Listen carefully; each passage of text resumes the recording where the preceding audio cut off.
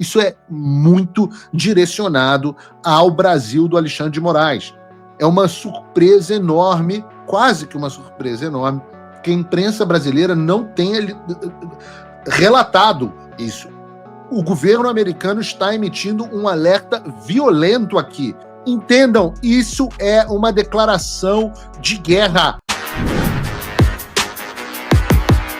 Olá, é Edu Carvalho, melhor canal de corte do YouTube. Fala pessoal, se você curte o meu conteúdo, saiba que ele só continua porque tem gente que apoia. E você pode fazer o mesmo com um pouco mais de $5 por mês. Simples, entre em www.paulofigueiredoshow.com/apoie e use o cupom da descrição e tá pronto. Desde já, meu obrigado. Bom, vamos começar a falar. Os últimos dias têm sido bastante corridos, muita coisa aconteceu, tanto no Brasil quanto nos Estados Unidos, e nós geralmente começamos o nosso programa Paulo Figueiredo Show por uma pauta nacional.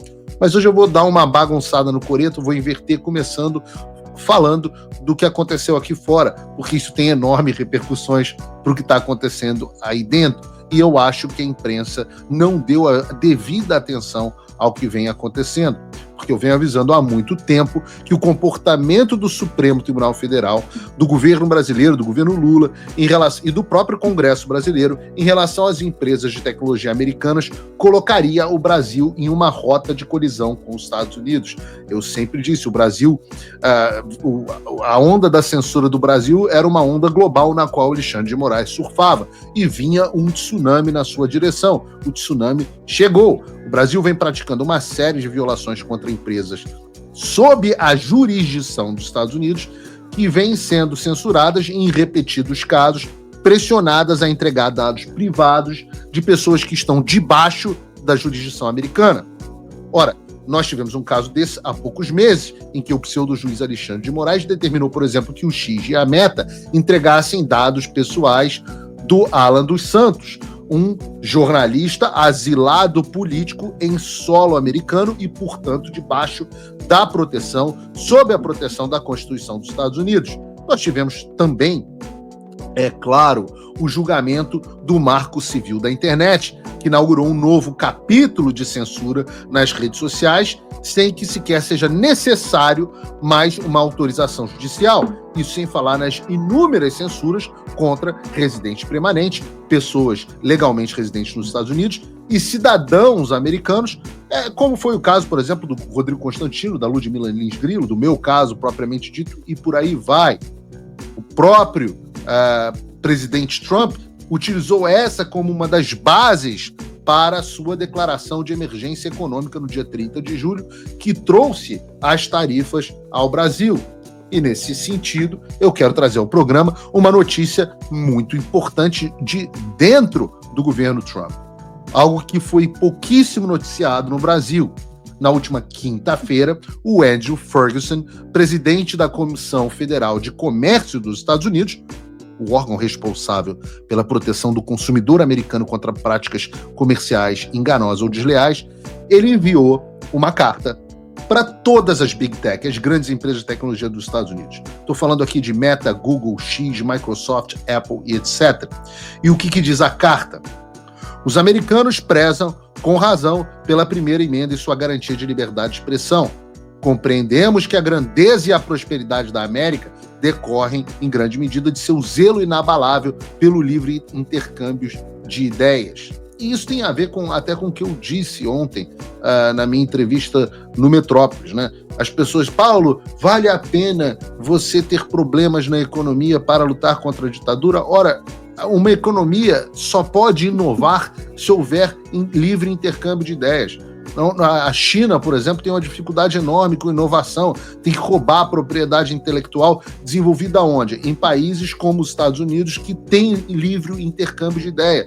Então, essa escolha entre liberdade e economia, essa é uma escolha falsa. Não há economia próspera sem o inabalável intercâmbio de ideias que diz aqui essa carta. Que continua. Sabemos, assim como sabia Benjamin Franklin, aos 16 anos, quando escreveu no The England Courant sobre a persona de uma viúva de meia-idade chamada Silence Dogwood, que, abre aspas, sem liberdade de pensamento não pode haver sabedoria e não pode haver liberdade pública sem liberdade de expressão. Continua a carta. No século XXI, as praças públicas nas quais os cidadãos se reúnem para trocar ideias e engajar-se em debates vivos passaram a incluir também as plataformas online. E porque tais plataformas se tornaram tão cruciais para o discurso público, a censura generalizada na internet nos últimos anos tem indignado o povo americano.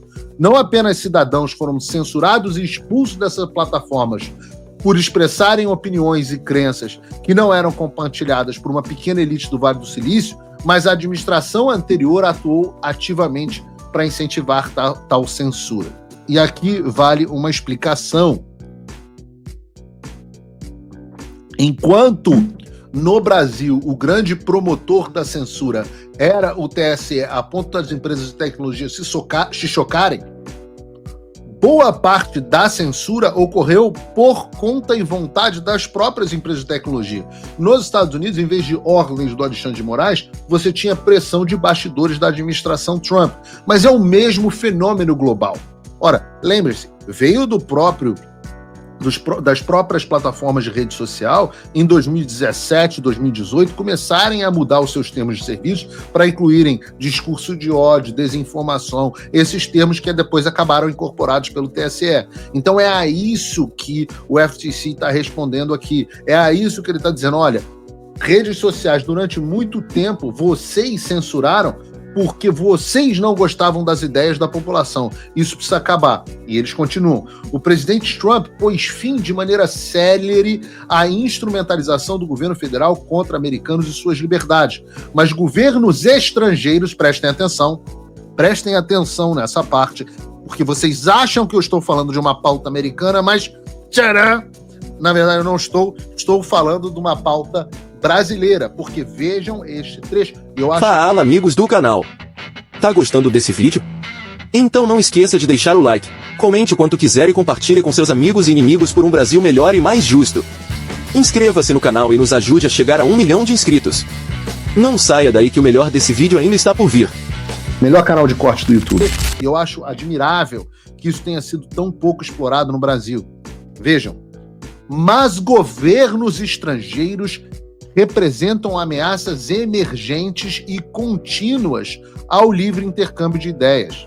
Empresas podem estar censurando cidadãos americanos em resposta às leis, exigências ou expectativas de exigências de potências estrangeiras. O que estão dizendo aqui? Ora, americanos têm acabado sofrendo censura por conta de legislações de outros países. Além disso, as políticas anti-encriptação de governos estrangeiros podem estar levando as empresas a enfraquecer medidas de segurança de dados e outros mecanismos tecnológicos destinados a garantir aos americanos o direito de comunicação anônima e privada. Especificamente, tem ocorrido inúmeras tentativas recentes de governos estrangeiros de pressionar a sua empresa a censurar conteúdos ou a degradar a segurança de seus usuários de seus serviços. Vejam, quando o Alan dos Santos tem os seus dados nos Estados Unidos, ou Paulo Figueiredo, solicitados a uma empresa americana por uma corte brasileira, que é especificamente o tema da ação do Rumble e da Trump Media contra o Alexandre de Moraes, é a isso que o FTC está se referindo. Eles dizem, estou preocupado que essas ações de potências estrangeiras para impor censura e enfraquecer a criptografia de ponta a ponta corroam a liberdade dos americanos e os submetam a inúmeros males, tais como a vigilância por governos estrangeiros. Alô, Alexandre? E o aumento do risco de roubo de identidade e fraude. Também me preocupa que empresas como a sua, ele está mandando para empresas de tecnologia, para todas elas, possam simplificar a conformidade com leis, exigências ou expectativas de exigência de governos estrangeiros, censurando americanos ou submetendo-os a uma vigilância estrangeira ampliada, mesmo quando os pedidos do governo estrangeiro não exigem tecnicamente isso. Com efeito, Governos estrangeiros que buscam limitar a liberdade de expressão ou enfraquecer a segurança de dados nos Estados Unidos podem contar com o fato de que as empresas têm um incentivo de simplificar suas operações e medidas de conformidade legal, aplicando políticas uniformes em todas as jurisdições. O que ele está dizendo aqui de forma em bom português? O que ele diz é o seguinte: muitas vezes é impossível você criar uma regra em termos de algoritmo, em termos de transparência, em termos de encriptação para todos os países do mundo. Então, o que a elite global resolveu fazer? Putz, Donald Trump ganhou nos Estados Unidos. Acabou o negócio de censurar o discurso da direita e o discurso popular nos Estados Unidos. O que a gente pode fazer? Ora, vamos aproveitar os grandes mercados de redes sociais, onde a esquerda está no poder, e vamos criar leis nesses mercados. Por quê? Porque as empresas de tecnologias, como elas não conseguem criar regras diferentes, né, que chama de geofencing, né, geocerca, não conseguem criar geocercas em todas as jurisdições, elas fazem uma regra geral. E aí falam assim, olha, vou colocar nos meus termos de serviço que todo mundo vai ser mais ou menos censurado. Vou criar um algoritmo que vai censurar discurso político de direita no mundo inteiro, porque é mais fácil. E é isso que eles estão dizendo aqui. E com isso, você acaba tendo cidadãos americanos atingidos, não só em países e ditaduras como o Brasil, ou a Europa, como que está caminhando nessa direção também, e você acaba tendo americanos atingidos, como foi o meu caso, como o caso do Constantino e outros, mas você também tem o efeito dessas empresas acabarem criando empecilhos dentro dos Estados Unidos para atender essas demandas. O que eles dizem então? Censurar americanos para cumprir leis, exigências ou expectativas de exigência de uma potência estrangeira também pode violar a seção 5. Os consumidores americanos não esperam de forma razoável ser censurados para apaziguar um poder estrangeiro e podem ser induzidos em erro por tais ações. Da mesma forma que ocorre com medidas de segurança enfraquecidas, os consumidores podem ser ainda enganados caso as empresas não informem de maneira clara e proeminente que determinadas políticas de censura foram adotadas em razão das ações de um governo estrangeiro, já que os consumidores podem não desejar utilizar um serviço que os expõe a censuras de potências estrangeiras. Isso é muito direcionado ao Brasil do Alexandre de Moraes. É uma surpresa enorme, quase que uma surpresa enorme, que a imprensa brasileira não tenha relatado isso com o nível de profundidade que precisa ter. Atenção, Hugo Mota, atenção, Congresso Nacional.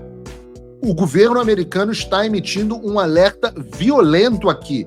Vocês que querem aprovar sob urgência projetos de lei de censura e restrição às redes sociais, entendam, isso é uma declaração de guerra comercial aos Estados Unidos. Façam o tal do triplo C. Curta, comenta, porque a integração do chat ajuda muito, e compartilhe.